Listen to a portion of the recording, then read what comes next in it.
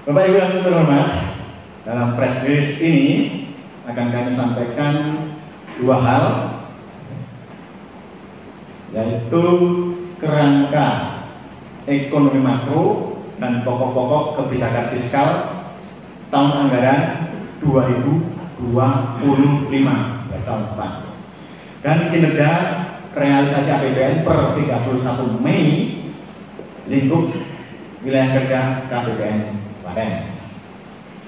Bapak Ibu, kebijakan fiskal harus menjadi fondasi kuat bagi proses pembangunan secara berkelanjutan menuju Indonesia Emas tahun 2024. Berbagai tantangan dan hambatan akan terus dihadapi oleh semua bangsa dalam mencapai cita-citanya, tidak terkecuali Negara Kesatuan Republik Indonesia tercinta ini. Di tahun 2025 nanti, penguatan ekonomi nasional diperkirakan terus berlanjut. Kerangka ekonomi makro dan pokok-pokok kebijakan fiskal dirumuskan, dan tahun 2025 nanti dirumuskan agar selalu adaptif, fleksibel, responsif terhadap perkembangan, namun tetap kredibel dan sustainable. Kem PPKF harus terus menjaga daya tarik investasi dengan terus menjaga stabilitas dan prediktabilitas, istilahnya pas-pas, memperbaiki pemerataan dalam hal ekualitas dan inklusivitas, serta harus berkelanjutan. Dengan kerja keras dan komitmen menjaga stabilitas ekonomi diperkuat dengan terobosan kebijakan, pertumbuhan ekonomi diharapkan lebih tinggi dan berkualitas sebagai fondasi pertumbuhan jangka panjang yang kuat. Pertumbuhan tahun 2025 diperkirakan di kisaran 5,1 sampai 5,5%, ditopang terkendalinya inflasi, penguatan hilirisasi sumber daya alam, pengembangan industri kendaraan listrik, dan digitalisasi yang didukung perbaikan iklim investasi dan kualitas sumber daya manusia.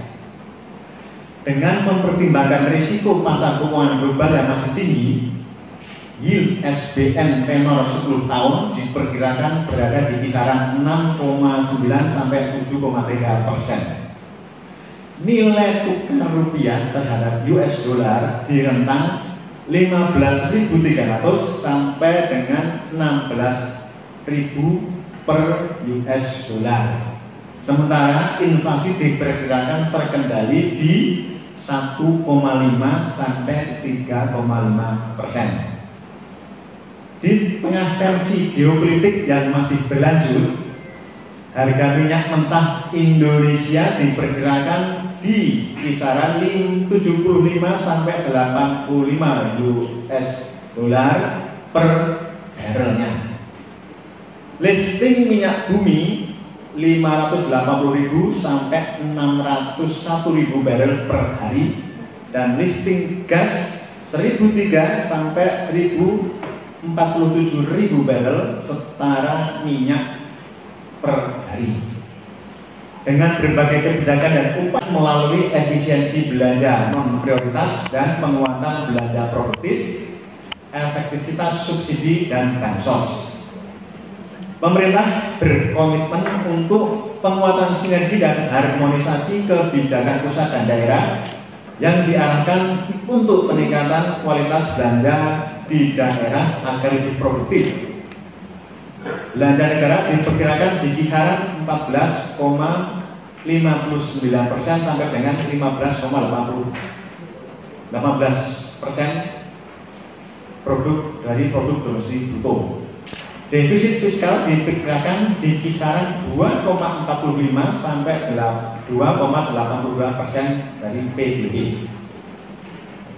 Efektivitas kebijakan fiskal dalam mendukung akselerasi pertumbuhan ekonomi nasional dan peningkatan kesejahteraan diharapkan akan berkontribusi positif pada penurunan tingkat pengangguran terbuka tahun 2025. Tingkat pengangguran terbuka tahun 2025 pada kisaran 4,5 sampai 5%. Angka kemiskinan diperkirakan akan berada pada antara 7,0 sampai 8,0%. Rasio Gini, kesenjangan antara si kaya dan si kurang kaya, diperkirakan terus membaik dalam rentang 0,379 sampai 0,382 indeksnya.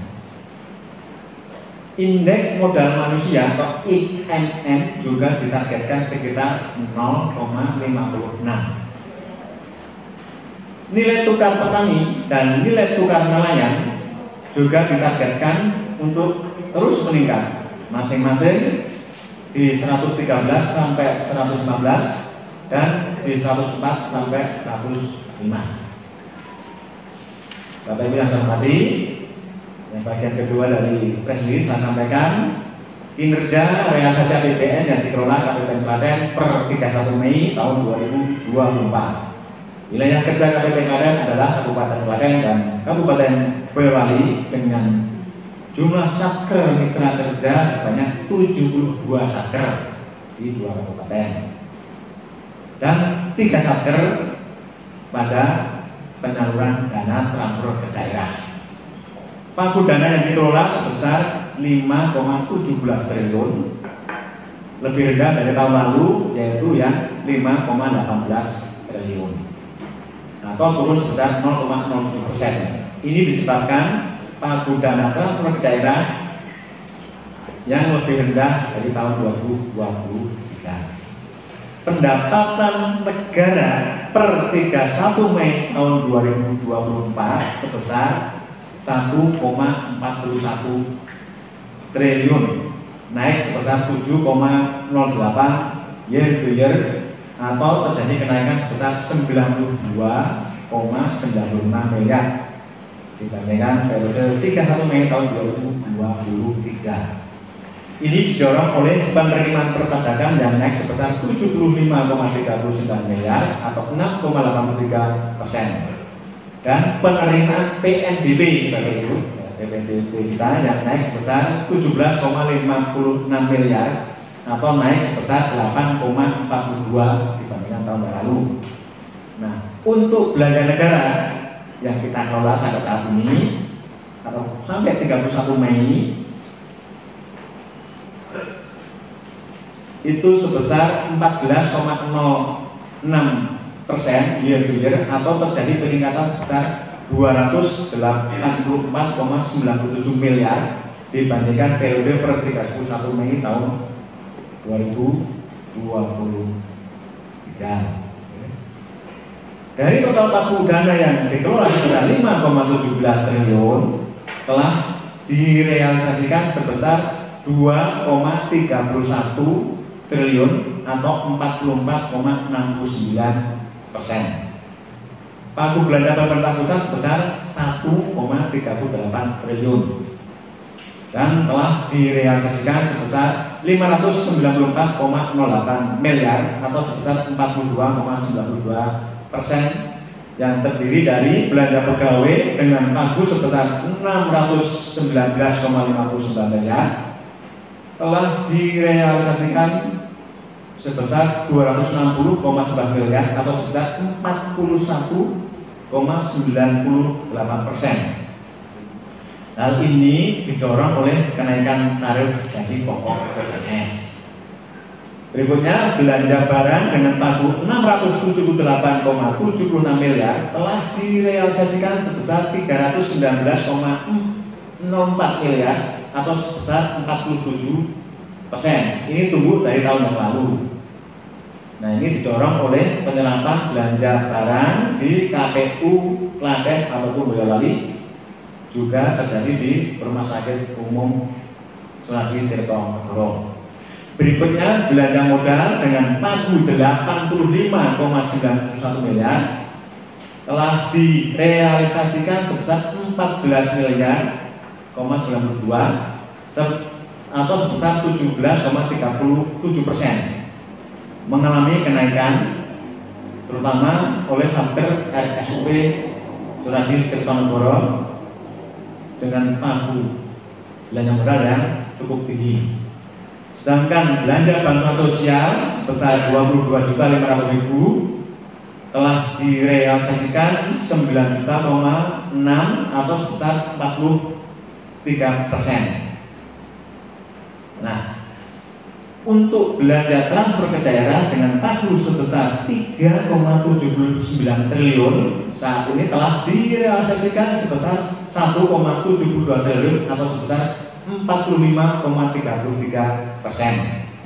Dana transfer yang dikelola KPP Klaten tahun 2024 sebesar 3,79 triliun tersebut telah direalisasikan untuk Kabupaten Klaten sebesar 970,66 miliar dan untuk Kabupaten Boyolali sebesar 747,68 miliar. Demikian secara singkat press release saya sampaikan ke Bapak Ibu. Atas pernyataannya saya ucapkan terima kasih. Sumber datanya ada tertampang di awal dari slide yang ditayangkan. Oke, Bapak Ibu, demikian. Selamat mengikuti kegiatan berikutnya. Saya mohon maaf bila ada hal-hal yang ataupun perkataan yang kurang berkenan ataupun tidak berkenan, dan saya ataupun KPP Klaten tetap menerima masukan dan kritikan dalam rangka peningkatan pelayanan kepada Bapak dan Ibu semua. Ada hal-hal yang perlu dikritik, itu bisa langsung juga menghadap saya atau menghubungi nomor saya yang sudah tertera di beberapa iklan di sini. Jadi tidak perlu menggunakan whistleblowing system, langsung saja ke saya atau ke teman-teman bila menemui pelayanan yang kurang berkenan. Terima kasih. Wassalamualaikum warahmatullahi wabarakatuh.